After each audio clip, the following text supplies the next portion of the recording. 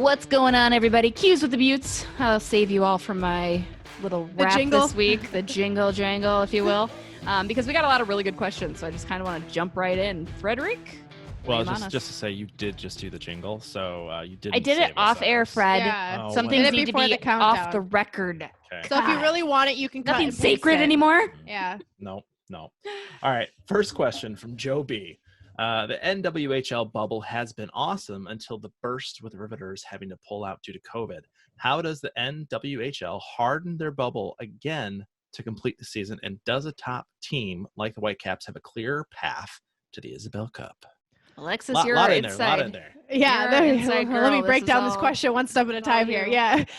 So yeah, obviously the Riveters leaving is unfortunate just because, it's unfortunate that any team would have had to step out of the season and leave the bubble just because the league is so small to begin with. There's only 6 teams in the league. So the minute you take one out, that really, impacts, we look at like the NHL where if a team can't play for a night, life can go on as normal. We still have 10 other games we can watch. But when one team can't play in the NWHL, that really, has to make a shift around the schedule and kind of reevaluate what's going on there so that people can play safely and that we can finish out the season. The Rivs, they are a really fun team to watch. And I know even when I was kind of doing my game prep for the season and stuff, when I was looking at the Riveters stats and the Riveters players again, I just really refreshed my memory. And I'm like, this is a team that you really can't count out. So as far as, if you look at it from that standpoint, having the Rivs out of that season, I think that gives the team still remaining a better shot at that Isobel Cup, just because I think that they would have been a contender. The Whitecaps beat them in the semifinal game last year, 1-0 in overtime. So they were 1 goal away from making the final last year. A lot of same players on that roster this year. So yeah, it is going to change kind of that competition overall in the NWHL this season. And I know one of the biggest concerns when kind of that news came out that they were going to have to leave the bubble was, they're playing the last 3 games on NBCSN this season. So everyone was like, we want these players healthy so that these games can happen, because this is a huge opportunity for them to play on national television in prime time. So everybody was kind of saying like, okay, how can we finish out, get the seeding done, get the games done so that those games specifically aren't in jeopardy. And we talked about it a bit on the podcast episode this week, but they did have to postpone some games. And then with the Riveters out, they have to kind of readjust the schedule. So there's, as of Friday, when we're recording this, there's no update yet on what game times and game matchups are going to look like for the weekend and the remainder of the season. But it really is unfortunate that that has to happen to a team. I know that I can't remember who it was, but one of the players got asked by somebody in the bubble, a reporter in the bubble, how do you have anything to say about having to leave? And this was just as they were leaving. And her response was, it is so raw right now, I don't even know what to say. So this means a lot to these players that, they've prepared to play this 2-week season, and they've gone so long without hockey, just like many other leagues and teams had to go through as well, and fans and media members. And to have that taken away from you only a couple games in, I feel really bad for them. So, and they're still getting paid though, right? Like that is one probably important note that and their safety is the most important thing. So as long as they get home safely, they get the paycheck that they were promised. That's what matters most. And hopefully we can get through the rest of the season safely. That summed it up. Fred, what's next? I was going to say, Jesse, I don't know if you'll have I don't have much on that. Yeah, that's good for me. You're here. Next question, Adam C. Now that the NWHL started and isn't using crowd noise like the NHL, do you prefer the crowd noise being added or not? That's a good question. That is a good question. Great question. I love it because I hear the crowd noise at the X for the Minnesota Wild games. I hated it the first night, to be honest. Like, I thought it would be weird to have the silence, right? Like, I was like, it might be kind of weird. But it kind of almost lags the play a little bit. Like, it doesn't, and not that you're using that to follow the play, but it definitely is part of everything, right? Like, when you're, especially when you're so high up in the press box like I am, you're using all these different senses to keep up with things and follow along. And so I think it kind of removed that, and it distracted more than it did any good. And that could have just been because it was the first time I was hearing it, right? Like, I was like, oh, maybe this is why in that it since has not bothered me in the 4 games that I've been at since then. So I guess I do like it because I think it'd be a little eerie just hearing like the skating. I mean, I know at training camp, when you do just have the skating around or at the scrimmages, it's weird because it feels like you're at like an adult league game. No discredit to our beer leaguers out there. We love you, but it just doesn't have the feel of the NHL. So I guess to answer the question, despite my original disdain for it, I would say yes, I like the crowd noise being added. Yeah, so I would agree with that. And that was going to be my point too, is that, you know, without it, it does sound like you're watching either just like a practice or some pickup game. Like, it just feels weird. And just because we're so used to hearing the crowd, right? So it's not anything against the teams playing or the leagues playing or anything. It's just, it's so unusual to watch a game like that, a professional game in a regular season setting like that.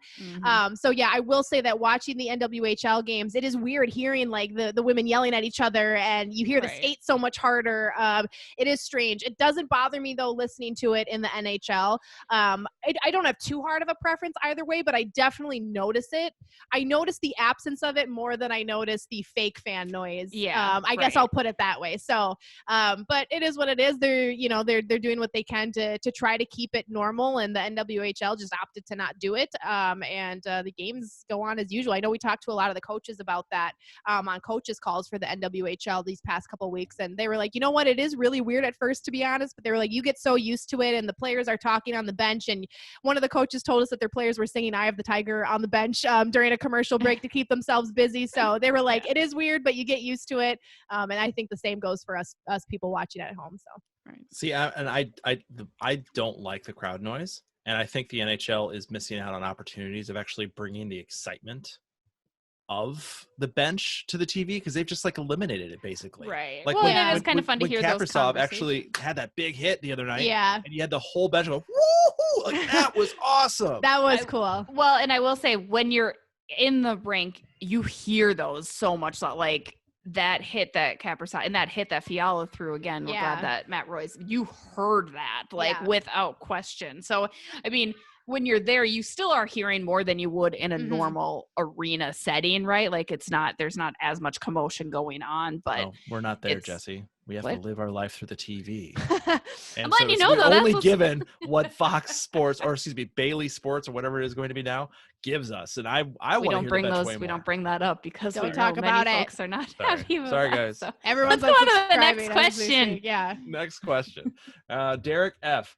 Who is the most dangerous scorer, in your opinion, in the NWHL? And who is the most dangerous scorer in the NHL or the Minnesota Wild, in your opinion? And I'm going to say, try to keep the obvious Connor McDavid's out. Yeah. Of your opinion. Because it's Sidney Crosby. No, I'm just kidding. What? Just kidding. No, I do you want me to go first? You go first, because I have to think. I have one for NWHL. I don't have one for NHL. Okay. I don't, unfortunately, I just don't pay enough attention in the NWHL to name anybody outside of the Whitecaps. So I don't think that's a fair assessment for me to weigh in. I mean, the Whitecaps very well could be one of the best scorers in the NWHL. I know we talked earlier about Jonna Curtis. I'm a big fan of Ali Thunstrom. But I don't have a hard in on that. For the NHL, it would be easy to go to Connor McDavid or Sidney Crosby or Leandra Seidel or any of the Ovechkin or any of those names. See, but Ovechkin, to me, he's got one shot and it's one area, and that's it. You take away that and it's limited. I think a good scorer has the ability to score backhand, forehand, top shelf, snapshot, wrist shot. I mean, can score in any situation. So I think for me then, in that case, it would be, I mean, it's hard to go against Sidney Crosby and I'm not even a Crosby fan personally. In the Crosby Ovechkin war, I am Ovechkin. But he's the best at what he does for a reason. I'm trying to think of like a young upcoming guy though, that maybe is going to take the torch. I was going to say maybe like Panarin. Barzal's a good one. Panarin isn't as young anymore, but I would say he is pretty dangerous. The one I was going to say was McKinnon, which again might be an easy out, but he is just and to me, that question said dangerous. Dangerous is a really important, like indicator of like which player I'm choosing.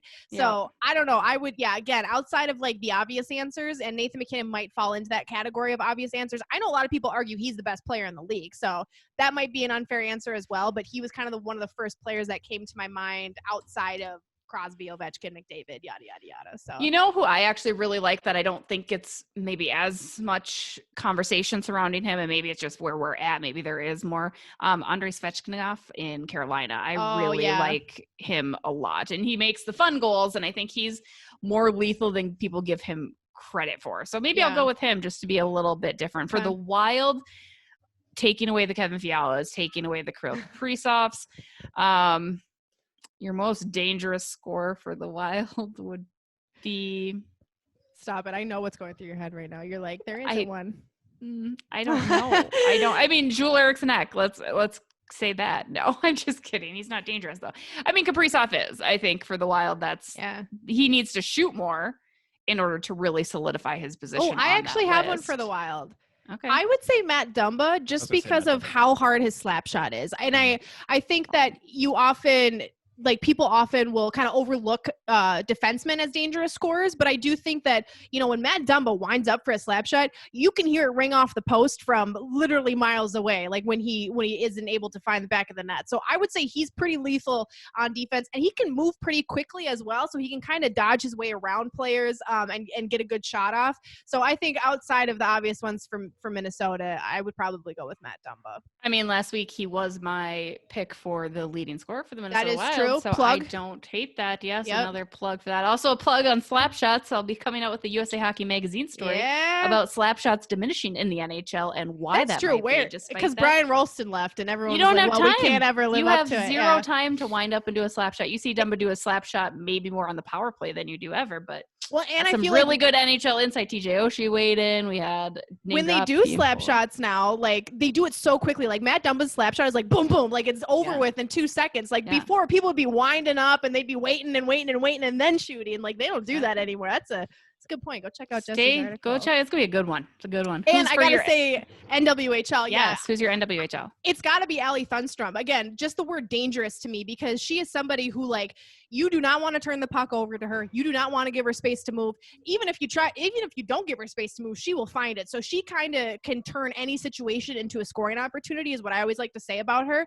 And that to me is one of the most dangerous qualities that a hockey player can have is doing the most with a small situation. And she always does that when she's on the ice. So that's who I pick for the NWHL. I'll do it again. And go read my Allie Thunstrom story in USA Hockey Magazine in this month's issue. She's full of the plugs today. Oh my God. I am working so hard to get some money. So please go read my crap that I write. I'm going to start keeping a tally of how many plugs Jesse puts in I think I will have a story in every issue of USA Hockey Magazine this year. So love that. Yes. Next and final question, Fred. Well, just to say, I do not have anything to plug. From Tom H., how soon before Capo is a full-time starter? I mean, it's going to come maybe sooner than we expected. Technically, he's a starter right now, right? Yeah. And I think that window was obviously open due to unforeseen circumstances with the injuries to Alex Stalock and Cam Talbot, but he's proven that he has that capability. I mean, that was the big question. Is he ready for the NHL or is he just this AHL goalie? And he, I would have said originally maybe 3 years because I think they are investing in Cam. I don't know that they have as much stock in Al, unfortunately, but I think they also have really wanted to use this opportunity to see what they had in Capo. And I think Capo proves that he'd be ready next year, maybe even truly, if that's the route that they want to go and they want to lock him into that. So I would say you could see him as soon as next year suiting up as a full-time starter.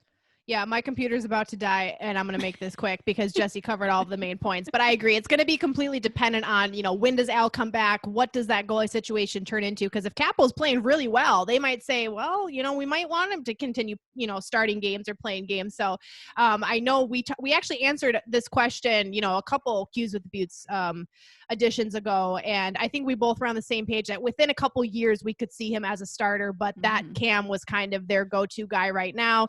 So we'll see what they end up doing. But as long as he keeps playing well, he's going to put himself in a good spot to maybe earn that title sooner than later. All right. That does it for this week's Q's with the Beauts. Don't forget to subscribe to our YouTube channel so you don't miss a second of Q's with the Beauts or any of our YouTube exclusive content, including one-offs and live hits as we get some reactions throughout the NHL and NWHL seasons. Have a great one, guys. Share, rate, like, love. That was a terrible send-off. Sammy Sosa? She gave him the peace. Bye. Bye. Now have a good one, guys. We'll talk to you later. Bye.